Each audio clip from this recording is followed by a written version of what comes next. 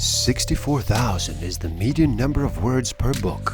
Average person reads about 200 words per minute.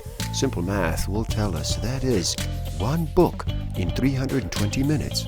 To accomplish this in 7 days, numbers say you would have to read for 45 minutes a day.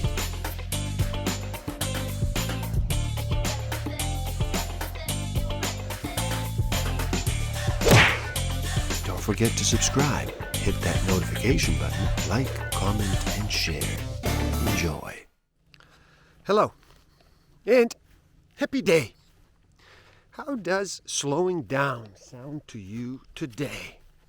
Would you like to reduce the noise for just a bit? Are you ready to make a choice and decide to listen? My name is Igor S.F. Walker. I'm here to remind people to slow down, to reduce the noise, to walk their lives into a natural flow. Welcome back to the Book of the Week series. Every week as I read another amazing title, I share it with the world. And today, we look at Awakening of Intelligence by J. Krishnamurti. In this video, we're going to find out how to look at these various fragments, which are the content of consciousness, totally not analytically. We're going to find out how to observe without any analysis at all. That is, we have looked at everything, at a tree, at a cloud, at the wife and the husband, at the girl and the boy, as the observer and the observed. Please do give a little attention to this. We're going to learn now to observe without the observer, without the past, without the image. Stick around till the end. I will share with you some tools I haven't used that will help you tremendously in this game of life. Discover a way to find out what actually motivates you, what innate human need is driving all of your decisions and your behavior. I will share some tools to improve your self-awareness, social awareness, self-management, and relationship management. You have observed your anger, your greed, or your jealousy, whatever it is, as an observer looking at greed. The observer is greed. But you have separated the observer because your mind is conditioned to the analytical process. Therefore, you are always looking at the tree, at the cloud, at everything in life as an observer. And the thing observed. Have you noticed it? You look at your wife through the image which you have of her. That image is the observer. It is the past. That image has been put together through time. And the observer is time, is the past, is the accumulated knowledge of the various incidents, accidents, happenings, experiences, and so on. That observer is the past. And he looks at the thing observed as though he were not of it, but separate from it. Now, can you look without the observer? Can you look at the tree without the past, without the observer? Can you look not only at the tree, at your wife, at your husband, without the image? You know, this requires tremendous discipline. Discipline generally implies conformity, drill, imitation, conflict between what is and what should be. And so in discipline, there is conflict, suppressing, overcoming, the exercise of will, and so on. All that is implied in that word. But the word means to learn, not to conform, not to suppress, but to learn. And the quality of the mind that learns has its own order, which is discipline. When you so observe the actual what is a living thing, not a thing looked upon as dead, recognizable by the past events, by past knowledge. Where there is an observer separating himself from the thing he observes, there must be conflict. Do what you will. As long as there's a division between the observer and the observed, there must be conflict. As long as there is a division between a Muslim and a Hindu, between a Catholic and a Protestant, between the black and the white, there must be conflict. You may tolerate each other, which is an intellectual covering of intolerance. If you really see the beauty of this, that the observer is the observed, that the two are not separate, then you can observe the totality of consciousness without analysis. Then you see the whole content of it instantly. The observer is the thinker. We have given such tremendous importance to the thinker, haven't we? We live by thought. We do things by thought. We plan our life by thought. Our action is motivated by thought. And thought is worshipped throughout the world as the most extraordinary and important thing, which is part of the intellect. One has to find out whether the mind can ever be quiet, not how to make the mind quiet. So one is to go into the whole question of knowledge and whether the mind, the brain cells, which are loaded with all the past memories, can be absolutely quiet and come into quiet function when necessary, and when it's not necessary, be completely and wholly quiet. What does discipline mean? For most of us, discipline is a form of drill or repetition, either overcoming an obstacle, or resisting or suppressing, controlling, shaping, conforming, all that is implied in the word discipline. The root meaning of that word is to learn.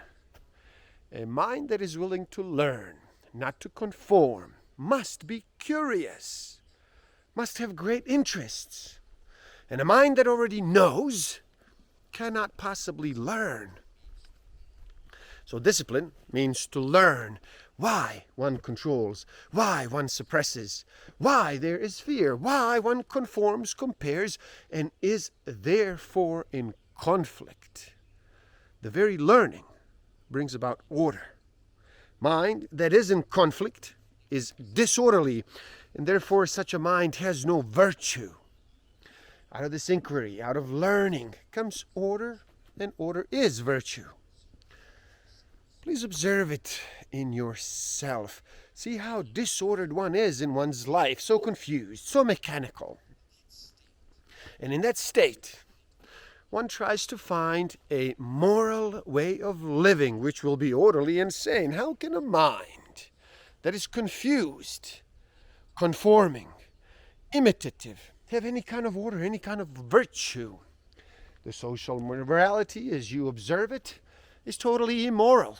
It may be respectable, but what is respectable is generally disorderly. What is important is not controlling thought, but understanding it, understanding the origin, the beginning of thought, which is in yourself. That is, brain stores up memories. You can observe this yourself. You don't have to read books about it. If it had not stored up memories, it would not be able to think at all.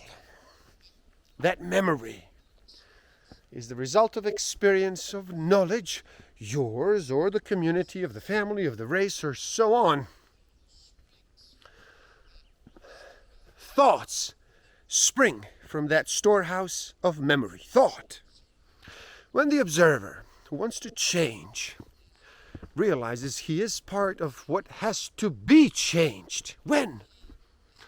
That he is in fact a thief, pretending to be a policeman to catch himself. Change through conflict.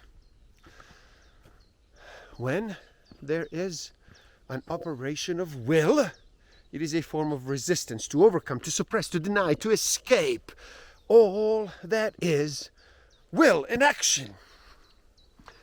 That means life is then a constant battle.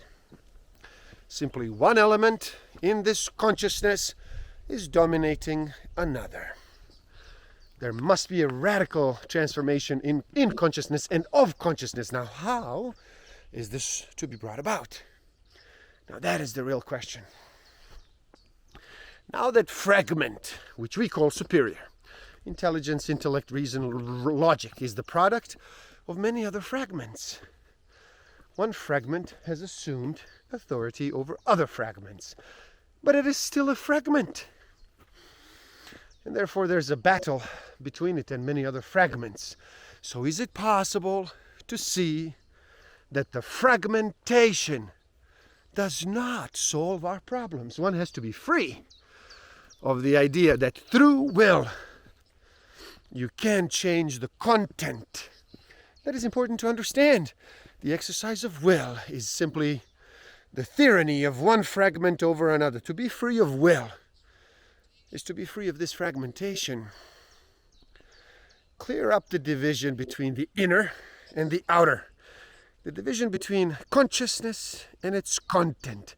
It has cleared up also the division between the conscious entity and the consciousness belonging to him and the various fragments. And it has cleared up the division between different contents in that consciousness. So what has happened? What has happened to the mind that has seen all this, not theoretically, but actually felt it, and says, no more will in my life, which means no more resistance in my life? The fragments disappear when they are not acting against each other. Knowledge, thinking,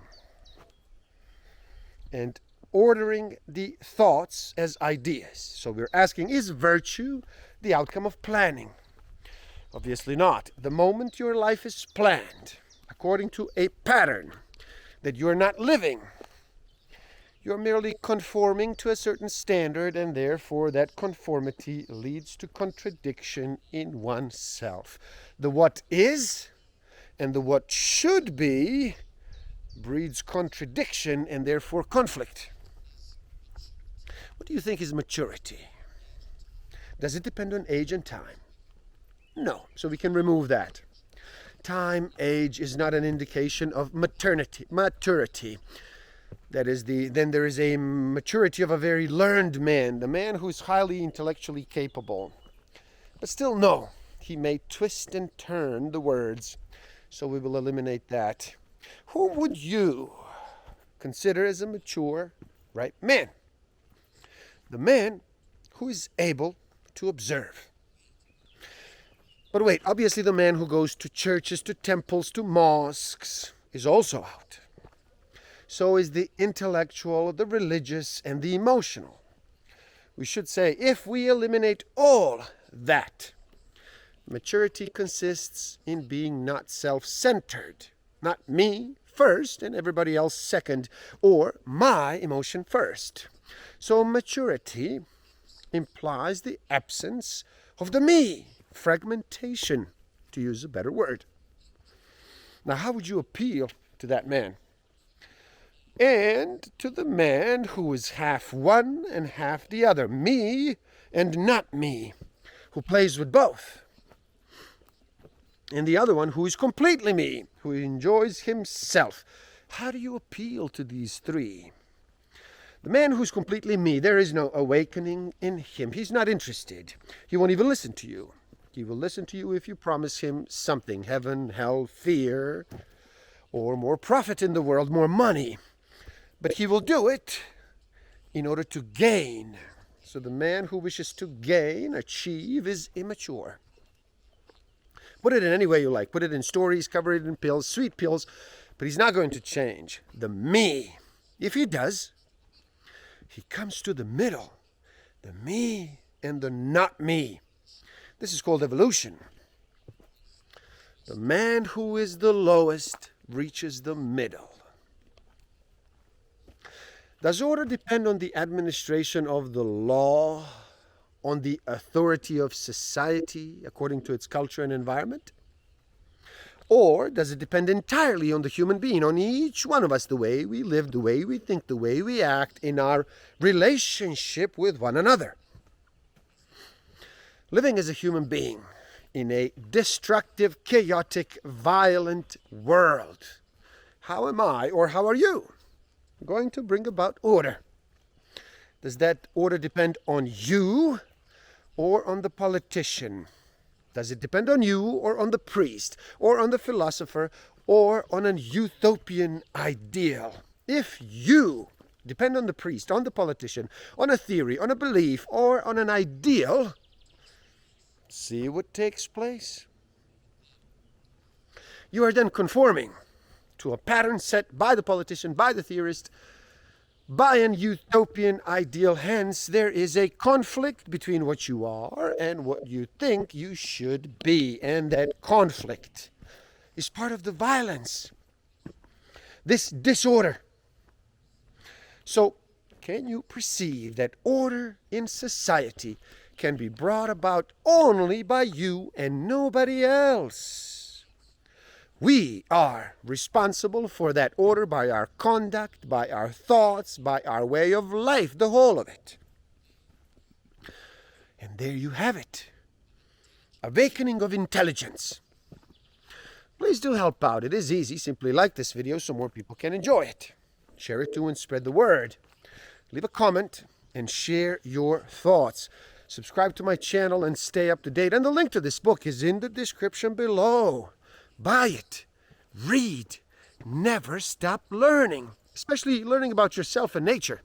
So gift yourself by taking the free human needs test on my website and find out what actually motivates you, what innate human need is driving all of your decisions and your behavior. And if you feel you are ready to improve your self-awareness, social awareness, self-management, and relationship management even further, do check out my Master of Life Awareness program. The links are in the description below. Thank you. Love and respect.